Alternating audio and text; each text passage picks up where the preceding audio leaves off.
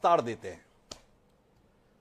इस देश में एक चुनाव आयोग है और 4 महीने पहले उस चुनाव आयोग की हैसियत नहीं रही कि वो 4 राज्यों में एक साथ चुनाव करा सके।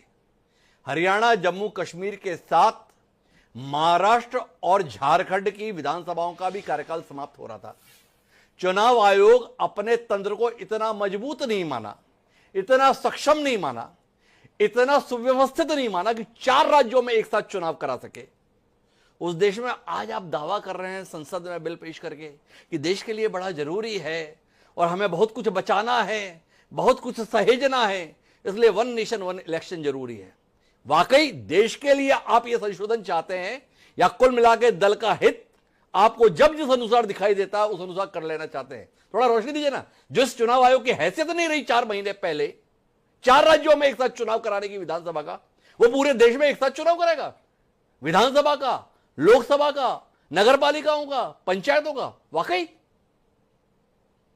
देखिए हिमांशु जी, इससे पहले भी जब election one nation one election होते रहे तो आप ये मत समझिए कि हमारा चुनाव आयोग जो है वो इतना कमजोर है कि लगातार जो है इतने इलेक्शंस जो जिसने करवाए हैं कि वो वन नेशन वन इलेक्शन के तहत पूरे देश के अंदर इलेक्शन नहीं करवा सकता।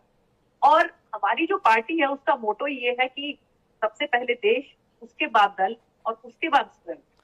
तो ऐसे उसमें ये कह देना कि हम अपने दल के लिए ऐसा कुछ लेकर आ रहे हैं, ये बिल्कुल गलत है। और जैसा कि मैंने आपको इसकी हिस्ट्री बताई पूरी, और उसके तहत जो है शनै शनै हम लोग जो है इस तरफ बढ़ रहे हैं कि हमें आपने इतिहास बताया 70 साल पुराना, 60 साल पुराना, 40 साल पुराना। मैंने आपको केवल उदाहरण दिया 4 महीने पुराना। चुनाव होना था।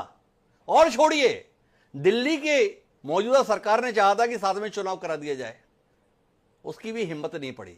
मेरा सवाल आपसे वापस दोहराता हूं, चुनाव आयोग ने बाकायदा असमर्थता जाहिर की थी महाराष्ट्र झारखंड में भी साथ साथ चुनाव कराने में, हरियाणा और जम्मू कश्मीर के साथ। इतना लचर, इतना लाचार चुनाव आयोग जो 4 राज्यों में चुनाव एक साथ कराने की हिम्मत नहीं दिखा पाया, उसके ऊपर इतना बोझ डालने के लिए आतुर क्यों हैं आप? थोड़ा बताइए तो सही। आयोग के ऊपर ये क्वेश्चन मार्क बार बार जो है विपक्षी दल लगाते रहते हैं, तो वो भी समझ में आ जाएगा ना। फिर जब वन नेशन वन इलेक्शन हम कह रहे हैं तो वही चुनाव आयोग जो है तब वन नेशन वन इलेक्शन भी करवाएगा। तो मुझे ये लगता है कि ये इसको सभी विपक्षी दलों को साथ मिलकर जो है इसका समर्थन करना चाहिए, क्योंकि बाकायदा जो है आदरणीय हमारे पूर्व के राष्ट्रपति जो है उनकी अध्यक्षता के अंदर जो 15 सदस्यीय कमेटी जो बनी उसने अपनी रिपोर्ट भी पेश की है। और मैंने जैसा कि बताया कि चाहे हम इसमें लॉ कमीशन की बात करें, चाहे हम नीति आयोग की बात करें, सबने इसमें अपना समर्थन किया है। तो कुल मिलाकर सुनीता दुग्गल जी का कहना है कि इतिहास रहा है, देश हित में जरूरी है और हमारे लिए तो दल से पहले देश ही रहता है, तो देश के लिए हम ऐसा चाहते हैं। और कांग्रेस के संदर्भ में आरोप रहता है कि उसके लिए ना तो दल महत्वपूर्ण रहता है, ना देश महत्वपूर्ण रहता है, उसके लिए तो परिवार महत्वपूर्ण रहता है।